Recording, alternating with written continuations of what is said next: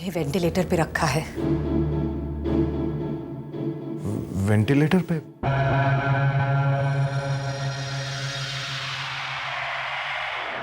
अर्शद, तू कुछ ठीक से बोल क्यों नहीं रहा है? हाँ अर्शद, मेरी तरफ देख। अर्शद, मेरी तरफ देख और ठीक से बोल। बता। हाँ बोल। अर्शद, अर्शद, बोल अर्शद, बोल। बा, हमने जहर काटने के लिए जो एंटीडोट दिया था उसका एलर्जिक रिएक्शन हो गया।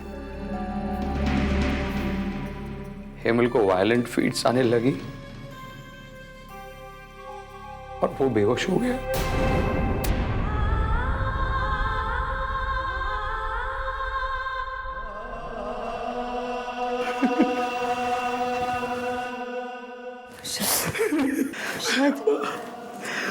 Arshad, don't do this please. तुम टूट जाओगे तो कैसे चलेगा? परजाई जी, हेमल बचेंगे या नहीं?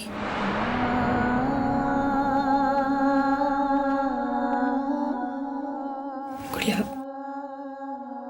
हमसे जो हुआ हमने किया। अब हमारे हाथ में कुछ नहीं है। 24 घंटे के अंदर अंदर अगर हेमल भाई को होश आ जाता है तो हम उम्मीद कर सकते हैं, वरना शायद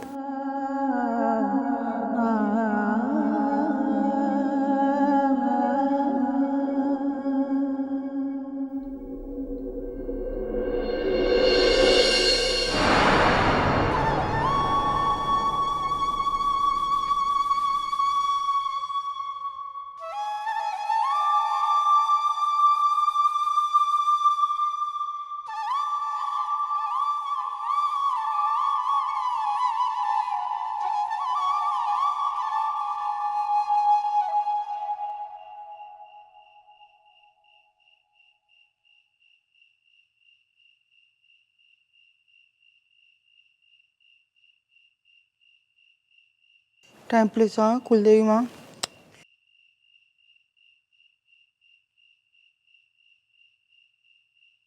बेबी, बेबी, बेबी, हेमल मर जाएगा। ऐसा मत बोलिए कट्टू भाई।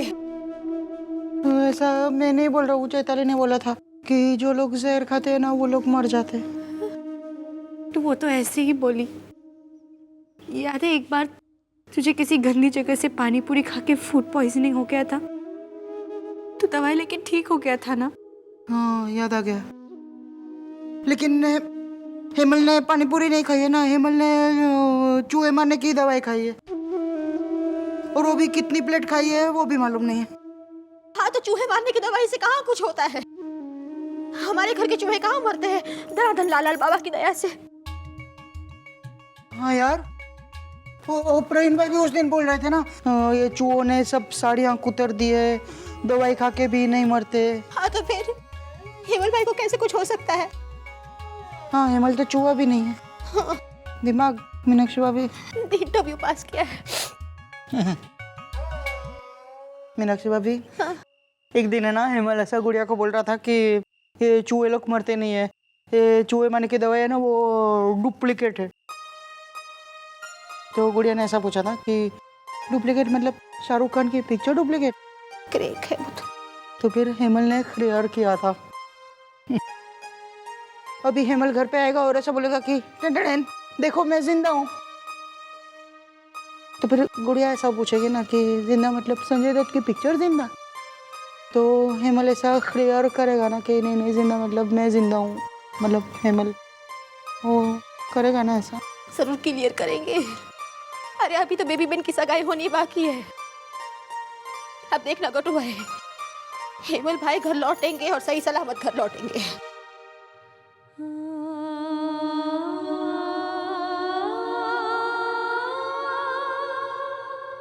मैं क्या करूं बापूजी? डूब मरिए। अगर आप में थोड़ी भी सेल्फ रिस्पेक्ट है ना हेमल भाई, तो आपको चुल्लू भर पानी में डूब मरना चाहिए।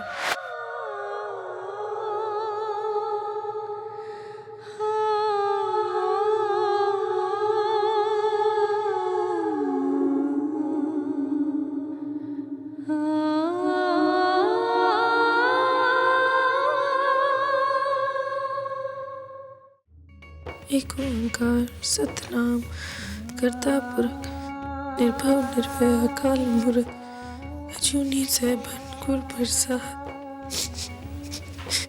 जब आद सच जुगाद सच है भी सच नानक होसी भी सच। सोचे सोच न वेज सोचे लखवा चुपे चुप न वेज बनिया बुरिया पर।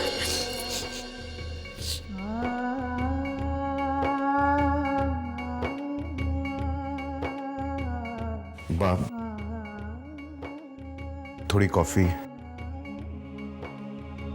पी लीजिए। बाप, आपने दोपहर से पानी तक नहीं पिया है। नहीं सुबोध, जब तक मेरे हेमल को होश नहीं आता मैं कुछ नहीं लूंगी।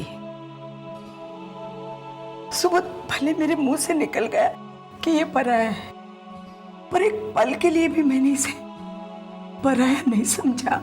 मुझे पता है बाप। पर ये पगला जो मेरी हर बात भगवान की आज्ञा समझ के मानता है, उसके समझ में नहीं आई ना ये बात। कहा तो दिल पर लगा लिया और अब मैं इसे समझा भी नहीं सकती। बाप, अब सुबोध, ये जाना नहीं चाहिए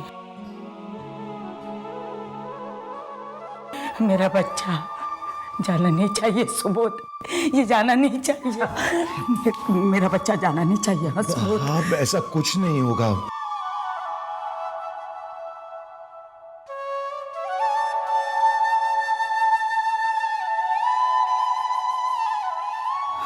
सुबोध, याद है सुबोध, बचपन में प्रवीण जिद करके आके मेरे गोद में बैठ जाता था और कहता था मैं बा का लाडला हूं।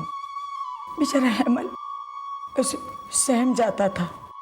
उसको लगता था अब उसकी बा उसे नहीं मिलेगी, तो मैं प्रवीण को हटाकर उसको गोद में बिठाती थी और कहती थी लाडले तो सभी है मेरे, पर हेमल स्पेशल है मेरे लिए, क्योंकि बाकी सबने तो मेरी कोख से जन्म लिया है, पर हेमल को तो भगवान ने मेरी गोद में बिठाया है। वो मेरा कन्हैया है, कन्हैया, और मैं उसकी यशोदा हूं। सुबोध, मेरा कन्हैया वापस चाहिए मुझे। वापस आ जाएगा ना?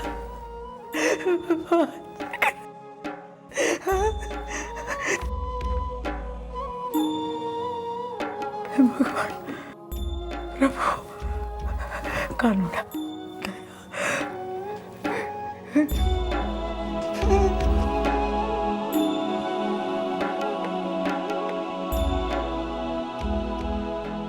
खाने के वक्त पहला निवाला इसे खिलाया जाता था। गोदावरी, ये हेमल की सगी न हुई तो क्या हुआ? सच्ची माँ तो है, ये साबित करने के लिए बेईमानी करती थी बेचारे प्रवीण के साथ।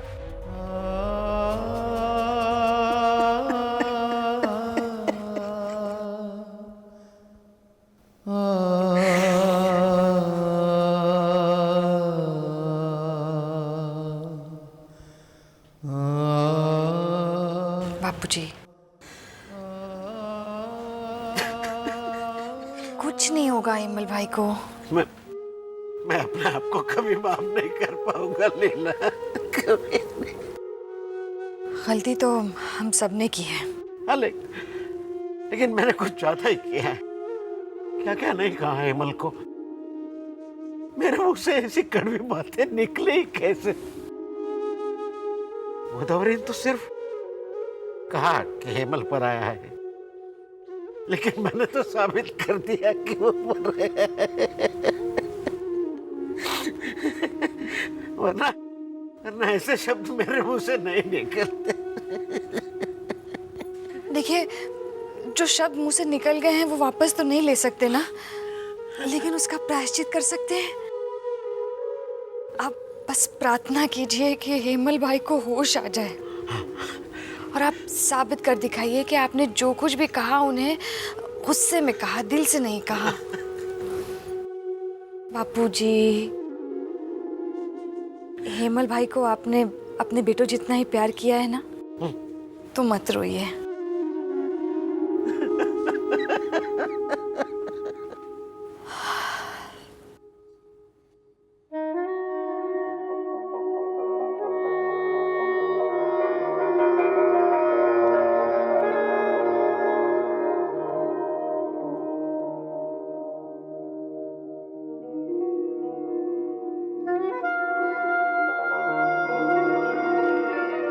ये आपने क्या कर दिया?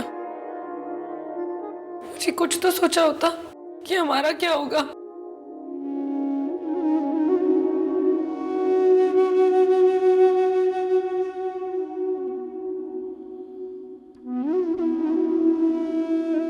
गुड़िया, जा तू घर जा, थोड़ा आराम कर ले। मैं रुकता हूं यहाँ।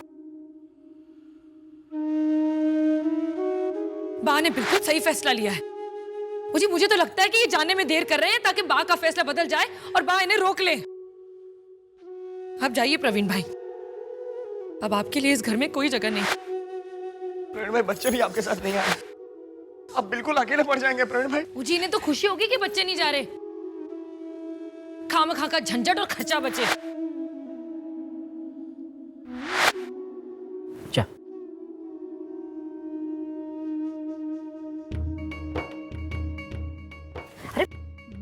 गुड़िया, क्या कर रही है तू? पागल हो गई है? मेरे से बहुत बड़ा पाप हो गया प्रवीण भाई। मैंने तो आपसे नफरत करने में कोई भी कसर नहीं छोड़ी, और आपने मेरे हेमल के लिए इतना बड़ा त्याग। मारिए मुझे चाटा मारिए, मारिए।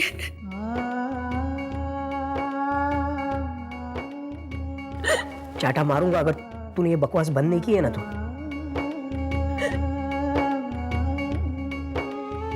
तेरी हर बात मारपीट पर ही क्यों आ जाती है?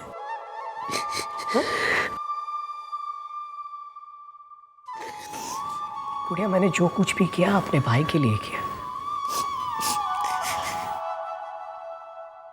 लोगों की नजर में वो मेरा सगा भाई नहीं होगा, लेकिन मेरे लिए सगे से बढ़कर है वो।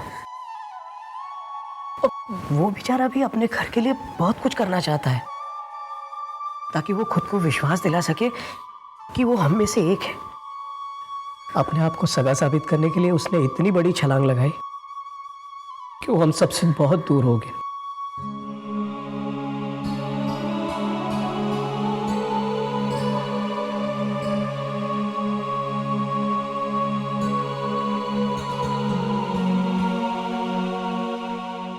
तो अपने मन में उसके लिए शिकायत मत रखना। हा?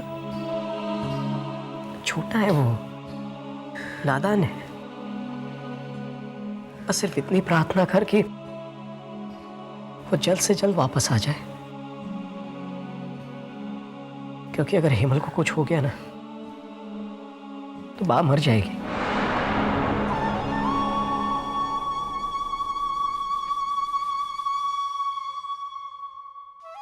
बा की आंखों में मैंने देखा है, वो पल पल गिल्ट से मर रही है।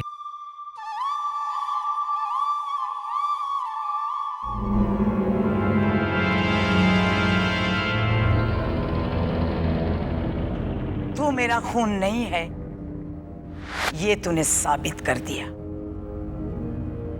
तू मेरा बेटा नहीं है।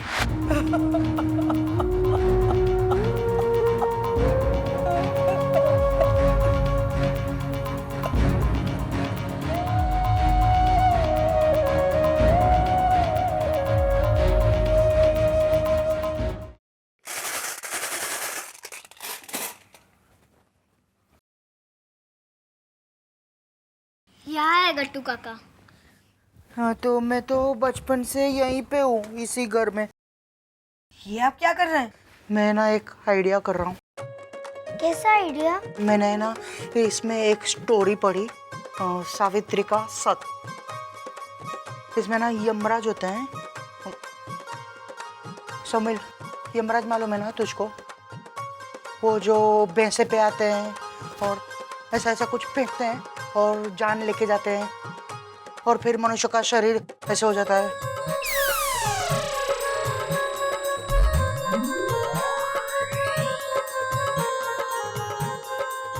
तो ये स्टोरी पढ़ी ना, उसमें से मुझको एक मस्त आइडिया आया है कि यमराज जब भी हिमल को ले जा रहे होंगे ना ऊपर, तो मैं ये सब सामान विमान लेके उनके पीछे पीछे जाऊंगा, ऐसे ऐसे ऐसे। Yamraj, Yamraj, excuse me Yamraj, excuse me Yamraj, जय श्री कृष्ण।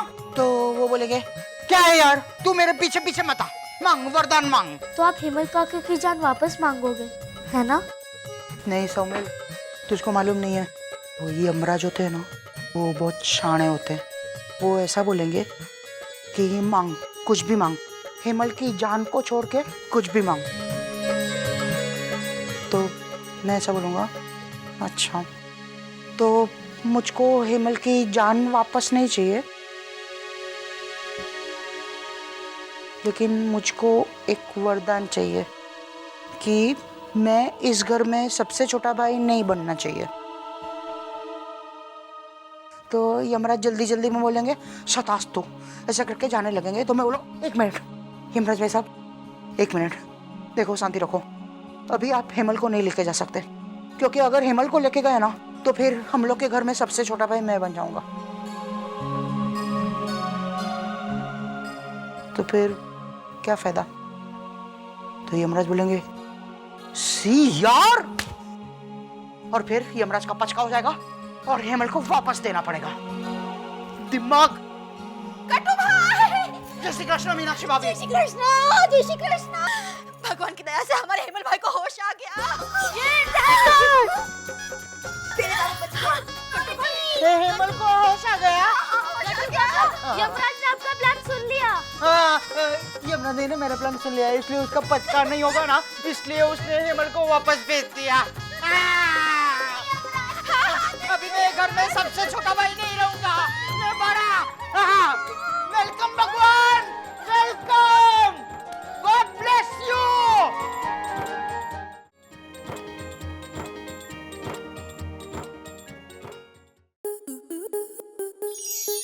स्टार प्लस के ऐसे ही और बेहतरीन लम्हे देखने के लिए सब्सक्राइब करें हमारे YouTube चैनल को।